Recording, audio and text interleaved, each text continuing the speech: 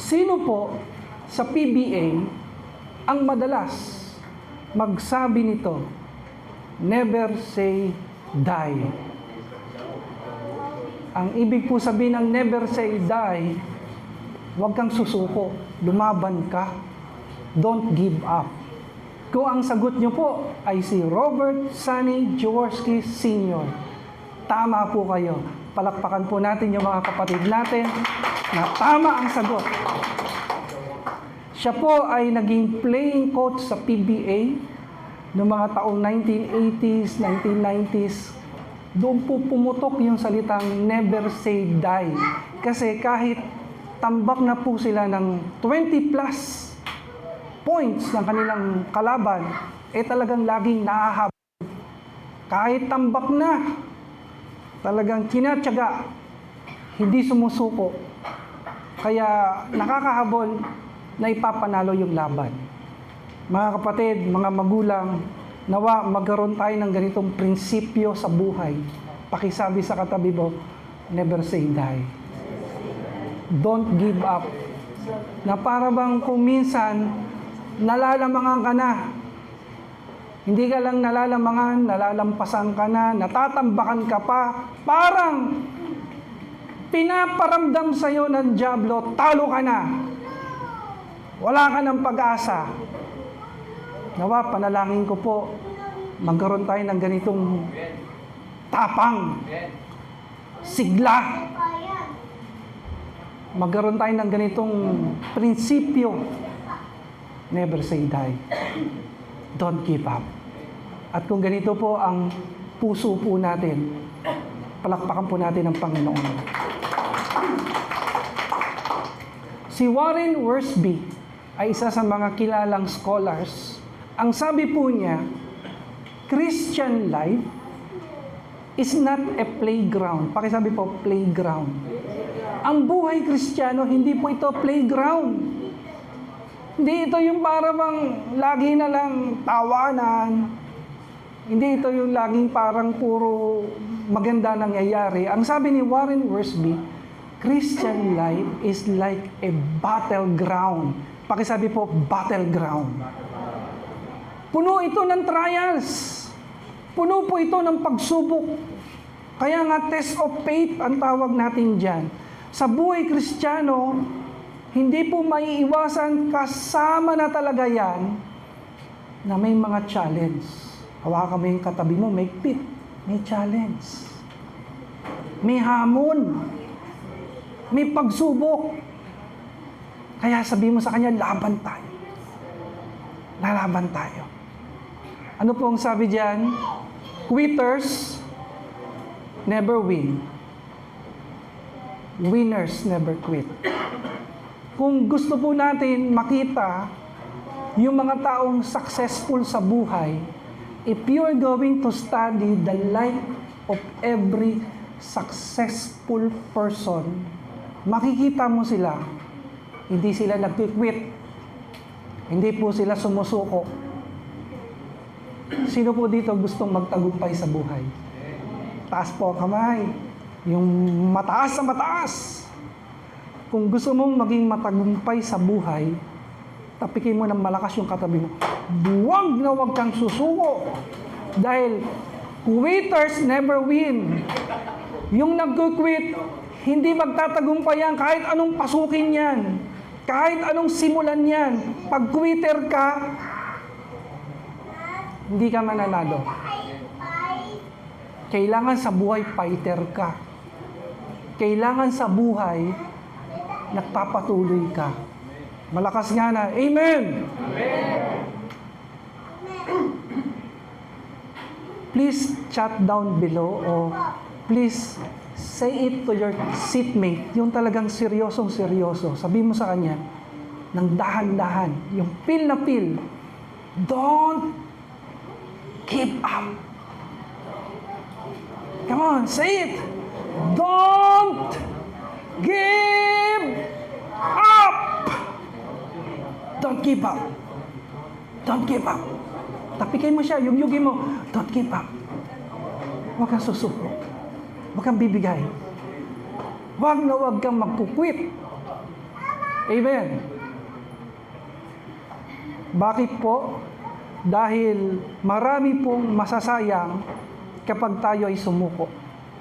Lahat ng ginagawa mo, maganda yan. Sports is good. Education is good. Business is good. Yung pag-aaral mo, maganda yan. Yung marriage mo, maganda yan. Trabaho, maganda po yan. Yung pag-abot mo ng pangarap, maganda po yan. Pero kapag susuko ka, maraming masasayang.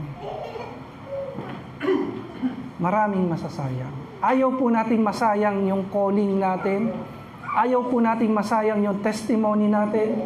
Ayaw po nating masayang yung reward, yung blessing ng Panginoon. Amen. Matthew chapter 4 verse 25. Ito po yung binasa natin last Sunday. Basahin natin ulit ng mas malakas. Large crowds from Galilee, the Decapolis, Jerusalem, Judea, and all the region across the Jordan followed him. Multitudes of people were following the Lord Jesus Christ. Pakisabi ng malakas, at that time. At that time, ang daming sumusunod sa Panginoon. May taga Galilea, may galing sa Decapolis, meron galing sa Jerusalem, Judea, at doon sa mga lugar na kung saan malapit sa Jordan. Ang daming sumunod sa Panginoon. Pero ano pong sabi ng Biblia? John 6:66, maraming sumusunod sa Panginoon, pero marami rin po ang tumalikod. Huwag sana tayong mapabilang dito. Amen? Ano po sabi ng John 6:66? From this time, many of his disciples turned back and no longer followed him. Maraming sumunod, laksa-laksa, multitudes of people. Ang dami. Pero ano po sabi ng Biblia? Marami din ang tumalikod. Pakiyugyug ng katabi mo, huwag kang sumama dito. Hindi pwedeng quitter tayo. Hindi tayo mananalo pag nag-quit tayo dito. Amen? Ang sabi po ng salita ng Diyos, maraming tumalikod. Pakisigaw nga po, bakit po? Bakit po? Ano kayang dahilan? Hayaan natin sagutin tayo ng salita ng Diyos dito sa John 6:60. Basahin po natin ng sabay-sabay. 1, 2, 3, go. On hearing it, many of his disciples said, "This is a hard teaching. Who can accept it?" Yun ho pala ang dahilan. Ang sabi ng mga tao, ang bigat naman ng teaching, ang bigat ng preaching, ang bigat ng sermon, ang bigat ng mga aral. Hindi namin to kaya. Sinong makakatiis dito? At dahil sa tingin nila, mabigat yung mga aral, nag-give up sila. Nawalan sila ng pag-asa, nag-backslide sila, sumuko po sila. Even up to now po, mga kapatid, marami din po ang tumatalikod sa Panginoon. Totoo po yan. Marami po ang nag-a-attend sa church, marami po ang dumadalo sa gawain ng Diyos, lalong-lalo na kapag may kainan, punong-puno ang church. May nakita po akong picture. Kapag may outing yung church, punong-puno yung outing. Yung truck. Punong-puno. May mga sumasabit pa. Pero pagdating sa prayer meeting, iilan lang yung nagpupunta sa church. Maraming sumusunod. Pero marami rin po tumatalikod. Sino po dito, taas ang kamay, ang hindi tatalikod sa Panginoon? Pakita mo kay Lord. At pwede po ba natin ipalakpak ng malakas yung kamay na yan? Hallelujah! Sa panahon po natin ngayon, marami po ang tumatalikod sa Panginoon dahil sa mga biblical teachings. Kapag narinig nila yung mga tinuturo ng Panginoon dito, parang pinanghihinaan na. Lalong-lalo na kapag ang turo ng Biblia tungkol sa pagbibigay sa gawain ng Diyos, may mga tao maayaw dyan. Kapag pinag-usapan na about relationship o bawal yung ganitong relasyon hindi sa Panginoon yan. Minsan pag mga tungkol na sa mga ganong kautusan, mga ganong mga aral, yung iba tumatalikod na. Pag sinabi ng salita ng Diyos, huwag ka munang mai-inlove, mag-aral ka na muna, yan inspired by God at ibinibigay ng mga elders, ng mga leaders, na magtapos ka muna ng pag-aaral, yung iba pong mga kabataan, hindi nila kaya yan. Gusto po nila sabay-sabay, nag-aaral, nakikipagrelasyon. Pero salamat sa Diyos, yung pong mga kabataan po natin dito, kayang-kaya nila yung mga ganyang aral. Kaya po, lahat ng mga kabataan natin dito na nagtapos, ayan po, graduate na po sila at mga kinasal na po natin at may maayos po silang pamilya. Palakpakan po natin ang Panginoon. Hindi naman po bawal ang pakikipagrelasyon. Iyan po inilalagay lang po sa tama. Ilalagay lang natin sa tama. Amen. Marami po ang tumatalikod sa Panginoon kapag nagtatampo sila. Halimbawa, may mga gusto sila, tapos hindi nangyari. Pakisabi sa katabi mo, huwag kang tampuhin Samayan. Sino po dito matampuhin? Huwag magtaas ang kamay. Huwag kang magtaas ang kamay. Binibiro ko lang po kayo. Alam ko na wala pong matampuhin dito. May mga ganyan po, matampuhin. Pag hindi nangyari yung gusto, umaayaw na. Tumatalikod na. Gusto nila, mangyari yung gusto nila. At dahil sa pride, hindi po sila papayag na hindi mangyari yung gusto. Yung iba po, nagtatanim ng sama ng loob. Hindi kayang magpatawad. Kaya yun, umaalis sa paglilingkod, umaalis sa paglilingkod sa ating Diyos. Sana po, kapag tayo po ay nasasaktan, huwag po tayo magtatanim ng sama ng loob. Sino dito mapagtanim? Huwag mo nagtaas ang kamay mo. Alisin mo yung pagtatanim ng sama ng loob. Wala hong pagpapala yan. Walang blessing dyan. Amen. Marami pong tumatalikod kapag ganyan. Kapag mabigat na yung mga trials, mabigat na yung mga pagsubok, may problema sa love life, sumusuko na. May problema sa pamilya, sa trabaho, may sakit, sumusuko na. Yung iba naman, dahil sa kasaganahan, dahil sa kasikatan, dahil sa mga pagpapala na sobrang tindi, kumisan, naabala na, nabisi na, wala nang time sa Panginoon. Wala nang time sa gawain ng Panginoon. Marami po ang tumatalikod sa iba't ibang dahilan. Pero salamat sa Diyos, tayo po ay nagpapatuloy. Salamat sa Diyos kahit saan tayo ilagay, hindi po tayo titigil sa paglilingkod sa Panginoon. Palakpakan po natin ang ating Diyos. Pakisabi sa katabi mo, tandaan mo. Sabi mo sa kanya, tandaan mo. Hindi ka mahinang nilalang. Hindi ka mahinang nilalang. Minsan, inilalagay ng dyablo sa isip natin na, mahina ka. Wala ka ng pag-asa. Pero tandaan mo ang salita ng Panginoon sa araw na ito. Hindi ka ginawa ng Diyos na mahinang nilalang. Malakas ka, kapatid. Pakisabi sa sarili mo, malakas ako. Malakas ako. Bakit ka malakas? Kasama mo ang Diyos. Kasama mo, Panginoon.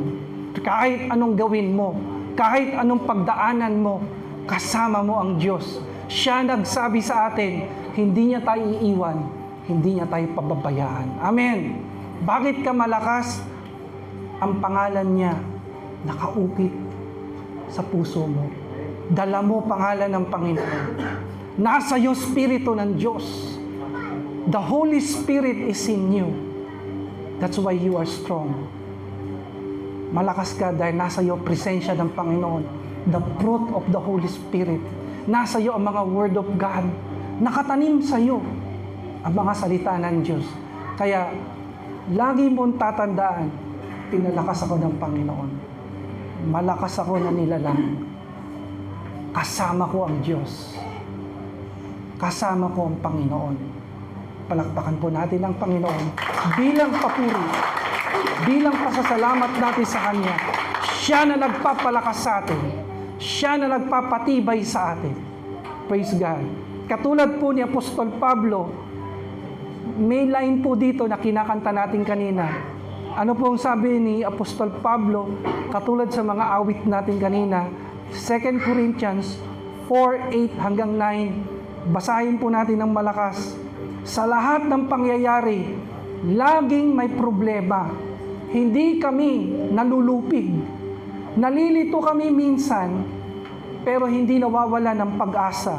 Inuusig kami, pero hindi kami pinababayaan.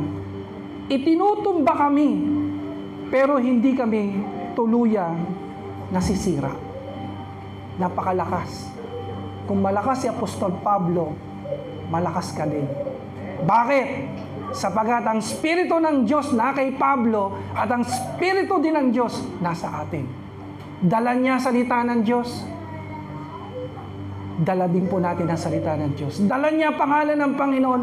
Nasa atin din ang pangalan ng Panginoon. Hallelujah. Yugyugin mo ng konting katabi mo. Malakas ka. You are strong. Because God is with you. God is for you. God will never leave you nor forsake you.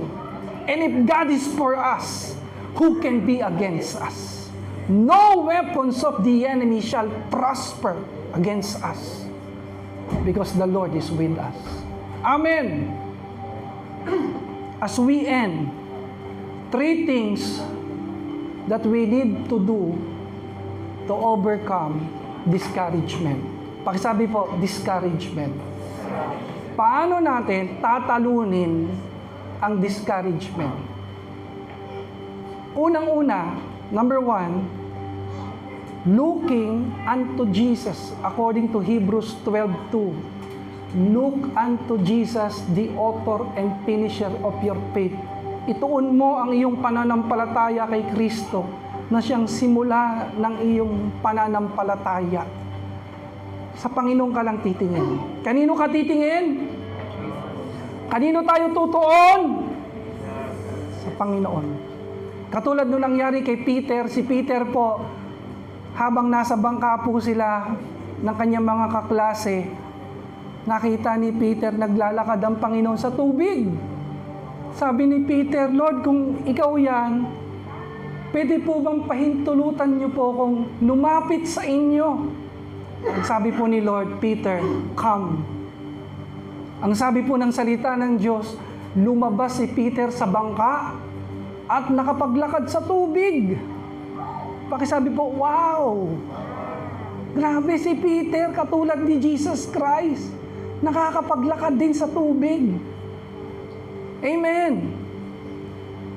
Pero nung naituon ni Peter, yung kanyang paningin sa lakas ng hangin, sa lakas ng alon, nung naituon niya yung paningin niya palayo kay Kristo, doon po siya nagsimulang lumubog. Kapag hindi ka nakatingin kay Kristo, lulubog ka. Kapag hindi ka nakatuon kay Kristo, lulubog tayo. Amen! Kaya huwag tayong titingin sa tao. Huwag natin tignan yung tao kung yung tao may nagawang pagkukulang, kahinaan, kasalanan, Huwag yung pag nakita natin yung ganon, ay ayoko na mag-church, ayoko na maglingkod, tatalikod na ako. Kapag tumalikod ka, kanino ka nakatingin? Hindi ka nakatingin kay Kristo. Kung kay Kristo ka nakatingin, hindi ka lulubog. Amen! Huwag kang titingin sa sarili mo. Kasi pag sa sarili ka nakatingin, titignan mo yung sarili mo, ang dami kong kasalanan eh.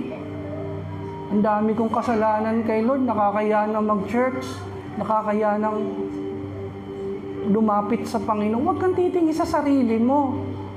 Tignan mo yung pagmamahal ng Diyos sa'yo.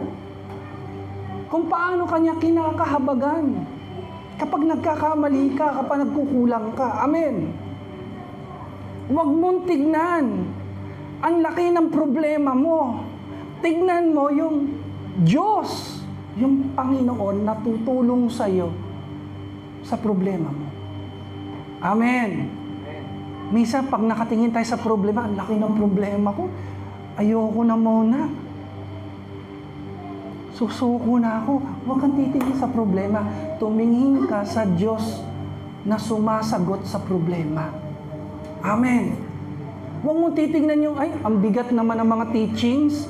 Ganyan pala mga turo sa Bible. Parang di ko kaya yan ah.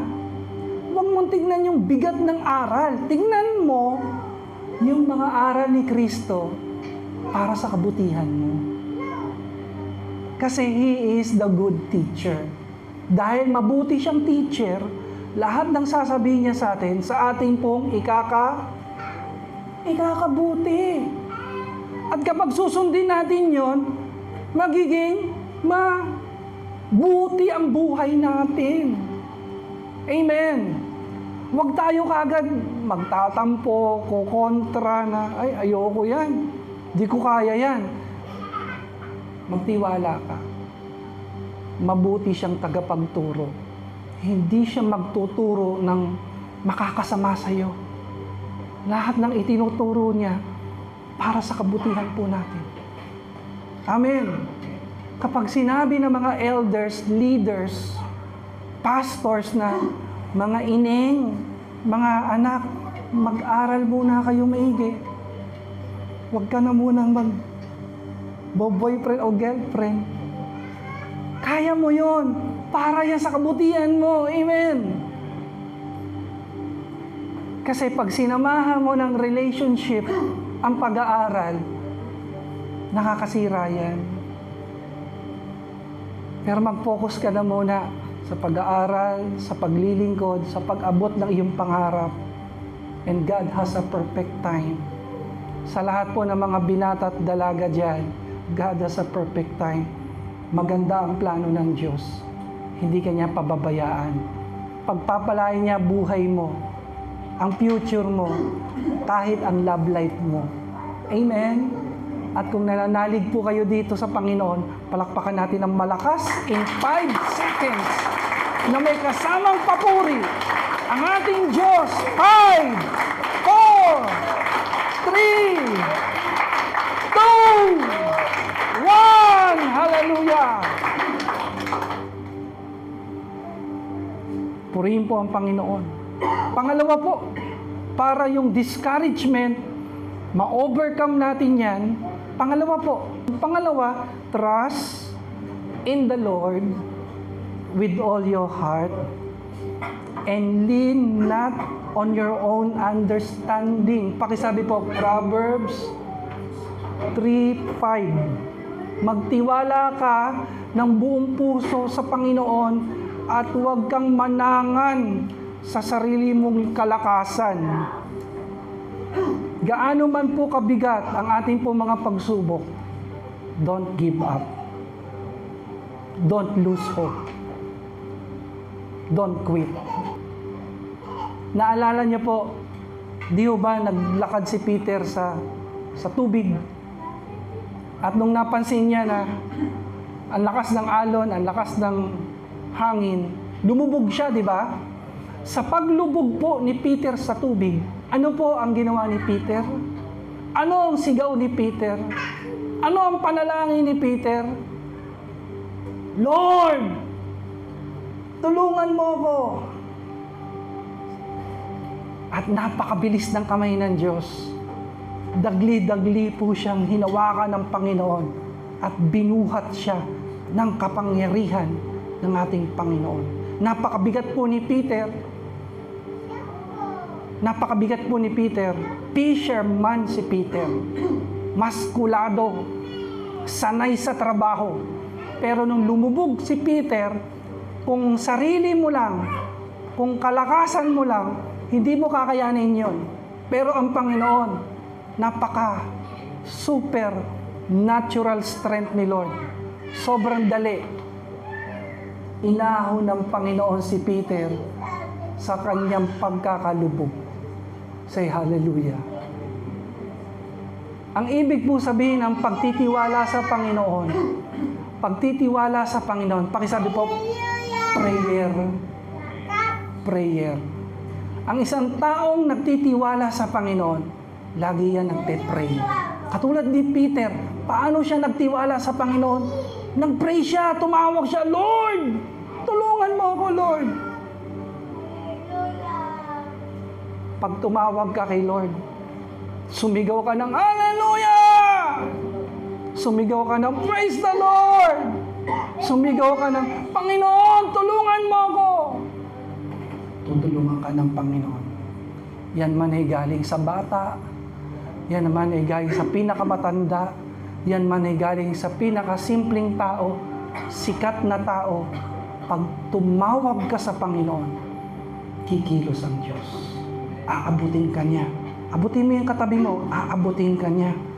Iaahon ka niya. Gaano man kabigat ang pinagdadaanan mo, gaano man kabigat yung pagsubok na kinakaharap mo, kaya kang buhatin ng Panginoon. Kung malakas ka, mas malakas ang Panginoon. Pag pagod ka na, kaya kanyang buhatin. Amen. Palakpakan po natin ang Panginoon. Pangatlo po, paano pa po natin ma-overcome ang discouragement? Minsan talaga, nakaka-discourage ang buhay. Minsan talaga, pag tinignan natin yung medical report, ay bagsak na naman ang ferritin, bagsak na naman ang hemoglobin. Pag tinignan natin yung medical report, ang sabi ng medical report, may sakit tayo. Pag tinignan po natin yung sales, ang baba ng sales, ang baba ng production. Pag tinignan natin yung pamilya natin, ang daming problema. Minsan po talaga ang buhay nakakapagod. Nakaka-discourage. Anong gagawin natin? Pag pagod ka na at discourage ka na, pakihawakan sa balikat yung katabi mo. Encourage yourself. That's biblical. Kapag parang pakiramdam mo, nag-iisa ka na lang, wala ka nang masabihan, wala ka nang ma-openan ng problema mo, ng burden mo, pag pakiramdam mo, parang buhat mo na lahat. Parang pako na nakapako sa pintuan na lahat nandoon na. Nandoon ang sombrero, nandoon ang sinturon, nandoon ang bag. Lahat nasa kanya na, buhat niya na. Pag hindi mo na kaya, encourage yourself. Can we say amen? Huwag mong pabayaan ang sarili mo. Do not hate yourself. Do not condemn yourself. Do not curse yourself. Huwag mo nang kagalitan yung sarili mo. Huwag mo nang salitaan ng masama yung sarili mo. Huwag mo nang i-discourage yung sarili mo kung discourage ka na. Encourage yourself. Malakas nga na, amen. Amen. 1 Samuel chapter 30 verse 6. And David was greatly distressed, for the people spake of stoning him, because the soul of all the people was grieved. Kasi po, mabigat yung nangyari dito. Kinuha yung mga asawa nila, mga anak, mga asno, mga tupa, kabuhayan nila, Pinasok po sila ng kalaban nila at walang nagawa si David bilang leader. At ang mga tao gusto na siyang batuhin kasi nga leader ka, dapat supposed to be naglilid ka. Kung leader ka, hindi ka naglilid, nasa position ka lang. Umalis ka na dyan. Gigil na gigil yung mga tao, galit na galit sa kanya. Kasi ang pangit na nangyari sa kanilang community. Lahat ay isinisisi kay David kasi siya leader eh. Ano po ang sabi ng Biblia? Every man of his sons and of his daughters, but David encouraged himself in the Lord, his God. Si David, ang sabi ng Biblia, nung discouraged na siya, sabi ng salita ng Diyos, David encouraged himself. Amen. Do not listen to the enemy. Huwag kang makinig sa diablo. Lahat ng mga poison, lahat ng mga negative na binabato sa iyo, don't listen to the enemy. Malakas nga ng amen dyan. Do not hate yourself. Do not condemn yourself. Sing to yourself. Awitan mo yung sarili mo pag nalulungkot ka. Sing to yourself. Awitan mo ng mga papuri. Encourage yourself. Ibig sabihin yan, awitan mo ng mga salita ng Diyos. Preach to yourself. Minsan wala si pastor na pwedeng mag-preach sa'yo. Minsan wala si pastor na pwedeng mag-pray sa'yo. Pero kapag halimbawa lubog na lubog ka na, kapatid, sabi na salita ng Diyos, sing to yourself, preach to yourself, comfort yourself, embrace yourself. Iwika mo sa sarili mo ang mga pangako ng Diyos.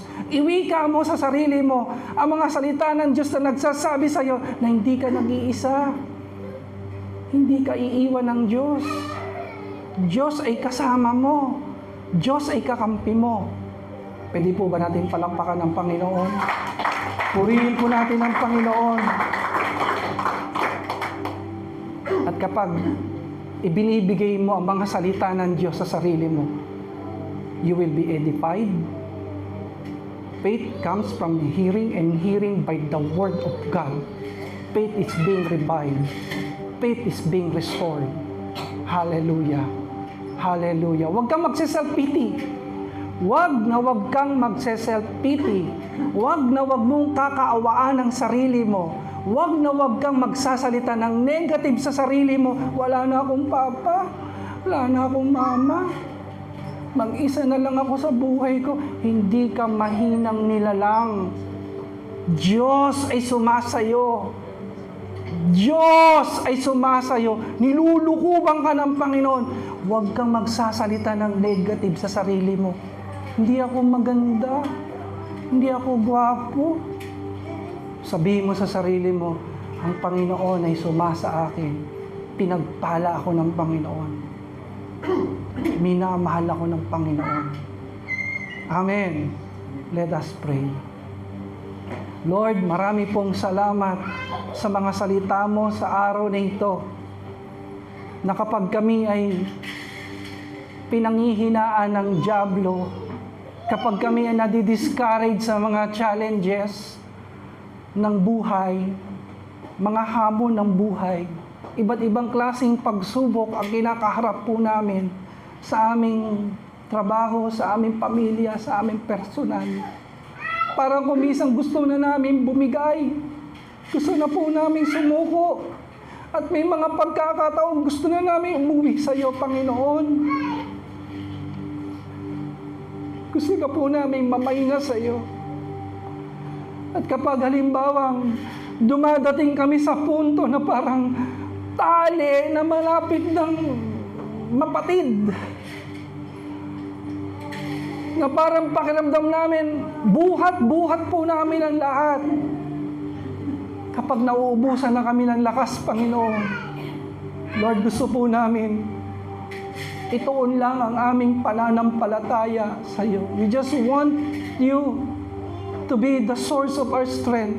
We just want to focus our eyes unto you, Lord, to your promises, to your word, to your love for us. Panginoon, sa iyo lang kami makikinig. Sa iyo lang po kami magpapalakas. At kung may pagkakataon na wala kaming makausap, kakausapin namin ang aming sarili. We will pray for ourselves. Ipapanalangin po namin yung sarili namin. Iwiwika namin sa Kanya ang mga salita mo, mga pangako mo. Aawit kami at magpupuri. And we will be restored. We will be revived. Empowered. Salamat, Panginoon aming Ama. Sa pangalan ni Jesus. Amen.